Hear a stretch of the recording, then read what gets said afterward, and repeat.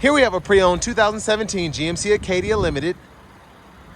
Now this one comes in the SLT trim level. Sparkling silver metallic is the paint, and then we have dark cashmere leather interior.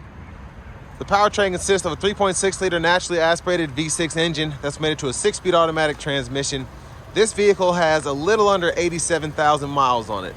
As we come around to the front end here, we do get our LED daytime running lights, halogen headlamps, and halogen fog lights. But I love the design of these. I just think they look really spectacular. Even though the new Acadias came out in the 2017 model year, these Limiteds still look really good, especially in this SLT trim. As we come around to these wheels, these are gonna be 20-inch aluminum wheels. Love the chrome look to them. Just really makes the vehicle pop, specifically in this sparkling silver. Love the chrome door handles, the trim on the bottom, but then you have black that goes on the top. And then to the door panel, memory seat functions are here. We have a one-touch up and down window on the driver's side, express down on the passenger, and then on the rear, just regular power windows. Rear window lockouts there, power door lock controls, power mirror controls, and then you can fold those in or out. They have blind spot monitors in them as well. Bose sound system. Headlamp controls are here. Foot pedal parking brake, hood release. And then we do have a manual tilt and telescoping steering wheel. But here's our power driver's seat with two-way power lumbar support.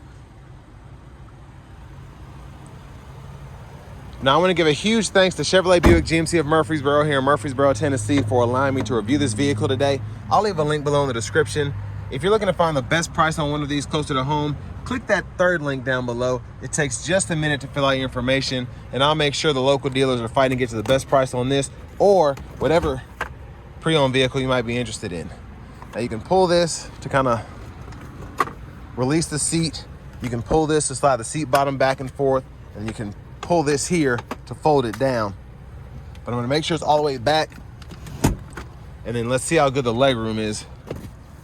So having the seat up front adjusted for someone of my size, being 6'3" with longer legs, pretty good space back here. And what really allows that to happen is the sliding function of these second row seats. So that's pretty impressive. But what that allows you to do is basically, if you don't need the third row, it takes up that space there. But still, I mean, I think ample room for this size vehicle. You get a bottle holder over here, one over there as well. And there are your lights up top. AC vents are integrated in the headliner there, and then you can release the roof or pulling that there, and this is a fixed glass roof, but love to have that in the back. And there's a look at the front from back here. Now it does sit kind of low, but headroom is good because of that, even with the sunroof. But I do feel like I'm kind of sitting in a Dodge Challenger or something. Now rear AC controls are here. You have aux inputs as well if you want to hook up headphones for whatever reason, and then you can use the knobs here for that volume, and then fan speed, temperature, fan direction. Then you can cut the radio on or off there. And then a 12 volt, 2 USB-A inputs. I mean, there's a lot here for this SLT model. I love the trim there as well. Now, if you want to hang up anything, what's cool is you have the hooks back here, and those are strong enough where you can hang a whole uniform there if you needed to. Now, child locks. Just put your key in, turn one way or the other to lock or unlock. Fuel cap is there. And then to the back end,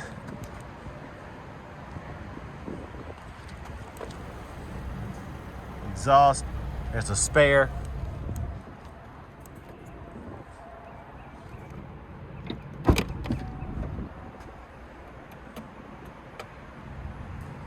And there's a look at the cargo space behind the third row. You have a top tether for the car seat here, and then you have them near the bottom of the seats there on the second row. But you basically pull these on either side to fold the seats down. And again, when those seats are so far back, it's not gonna work when it's that far, but you can see when it's up a little further, that one is flat. And then pretty easy to just pop it back into place by pulling on this. And then you have a 12 volt on this side. And I'm assuming if you want to have a tailgate or something, maybe you can adjust the volume from back here. It's interesting.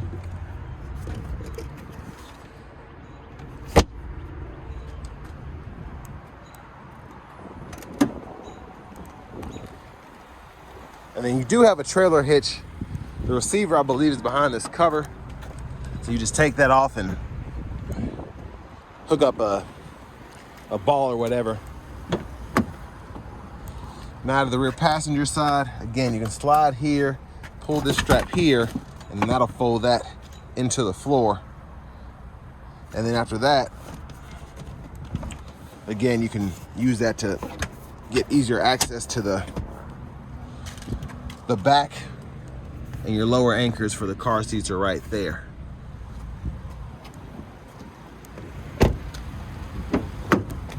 In the front passenger seat, two-way power lumbar support. Power as well. Side pocket here. Lockable glove compartment. This one still has the owner's manuals. Then I'm gonna go up here, I'm on this side. Have a little storage tray right here. Now, as we come back around to the front end, just a quick look in the engine bay. But there's that 3.6 liter V6. And before we hop in, I'm just gonna show off the blinkers.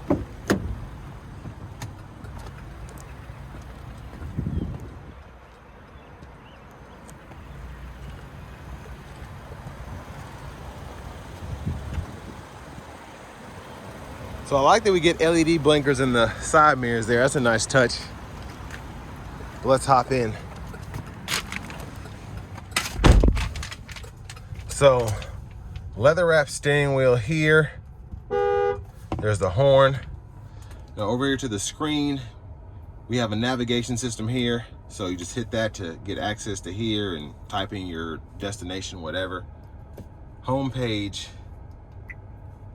looks like this. So we have our AM, FM, XM radio, Bluetooth audio. You have a CD drive, aux input. Backup cameras here. Guidelines follow you as you turn the steering wheel. And then your settings. Display settings are right there.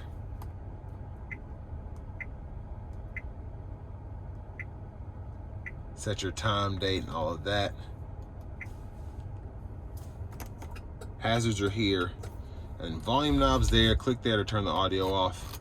You have a tune knob there, and then lane keeping system, you can toggle that, as well as the forward collision alert. You can set that to off, far, or near. You have medium as well, and then for that lane departure, you have the same thing there. I should say similar. Of course, it's not. Oh. The button, you can tell when it's on or off, that little light right there. I didn't see that at first.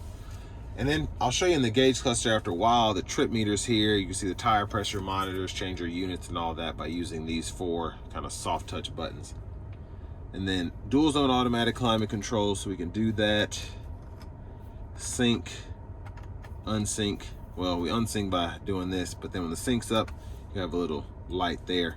Fan speed, fan direction. Then your defroster's down here. Then we have 3-stage heated seats for the front. You can either heat the seat back or the seat back and seat bottom. Rear wiper controls here. Traction control toggle, tow haul mode, and then your power liftgate, you can activate that or turn it off with the switch there. USB-A input, and then you have a 12 volt. Now for the shifter, you just push this in, park, reverse, neutral, drive, and then you do have this little knob here where you can shift when you're in that low mode, and you can see what gear you're in right there on the right side of that small part of the gauge cluster there in the middle. Now center console cubby space, we have one down here, so change drawers and all that, and then deep storage pocket down there at the 12 volt. And then you just use this to pull that back and forth, and then you have access to a little top cubby right here. And then the sunroof, again, for that shade, you can do that. And then your button for the sunroof right there, garage door transmitter. Then you hit it one time, one touch, and that's how far back it goes. You can shut it there. OnStar right there. And there's a look at the back seat from up here. The vanity mirror. And we do have a heads-up display on this one, so you can see that right there, which is a nice touch on these. But left side stock, blinkers, high beams, then your wipers are right here. And then one time, push that in for the front fluid. And then over on the left side of the steering wheel itself, heated steering wheel, cruise control, cancel, set your speed there. And then over here, voice recognition, Bluetooth control. You can go through your track list, radio station presets right there, change the source, and then your volume is over here. And then for the heads-up display, you can actually toggle the info. If I can see that right there, and change that, and then move the screen up or down and adjust the brightness, even cut the whole thing off. And that's all done with these buttons right here. So the brightness, the adjustment of the screen, and then the information right there. And then our key fob is right there. Keys in the ignition. And finally, I'm going to show you how you can change. You see the oil life, park assist, all that, your units of measurement, tire pressure monitors. You do all that just by hitting this here. You can change all that, and then when you hit the little road there, you see the odometer, the trip meter, range, fuel economy, and all that. But next, let's go ahead and take this 2017 GMC Acadia Limited SLT out on the road for a test drive. So starting the test drive in this Acadia Limited, the V6 in these, they're relatively stout, a lot of power, just a lot of usability. The maintenance on them can be, you know, if you don't go by the manufacturer specs, it can be a bit of a problem down the road, kind of like the CVTs from Nissan. But for the most part, you take care of these and they'll go 200,000 miles easy. And in terms of the ride quality you get here, they're relatively plush, very nice to drive, I think. The ride quality is good, just what you expect from a three-row kind of mid-size SUV. Now I can see I'm already getting a little bit of a pull. So I don't know if it's a alignment thing, suspension thing, but whenever I give it throttle, just feeling a little bit of a tug from the front end here. And this is front wheel drive, so. But we're gonna give it a pull. Here we go.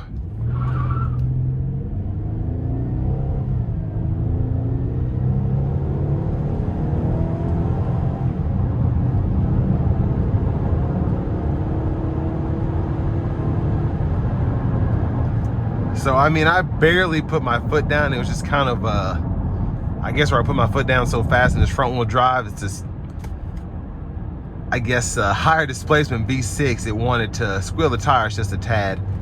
And the traction control active light came on in the heads up display. And that was, that's just neat. It's crazy how much tech is in this thing for it to be the limited model, or I should say the outgoing model of the new body style Acadias that came out in 17.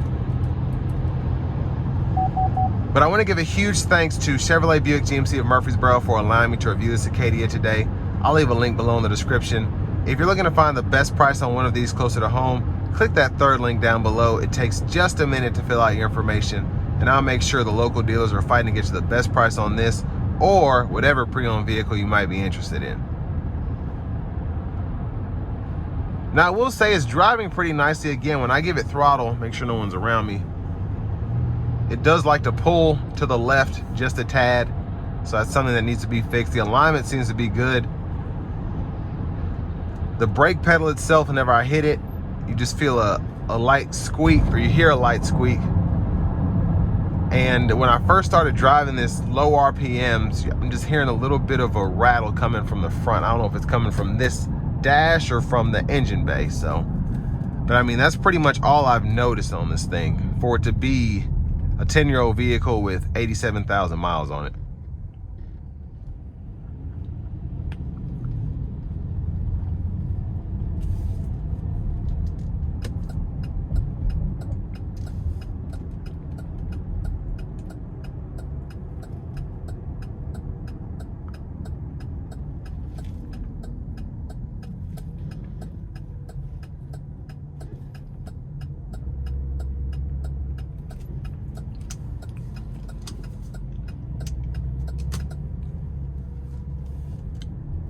Now, in terms of what you get for the money with this Acadia, I think it's for the mileage, 87,000, and it'd be at 14 grand. I think that's a pretty solid deal.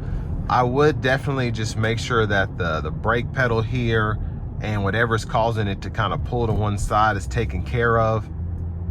Everything else to me is just kind of not really a big deal. It's a used vehicle, again, 10 years old.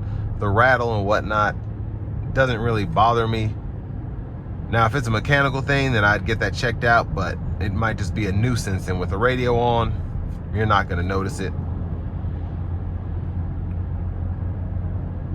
But now I'm starting to think it might be the shocks or the struts here. Because if these haven't been replaced to be 10 years old, it would kind of add up.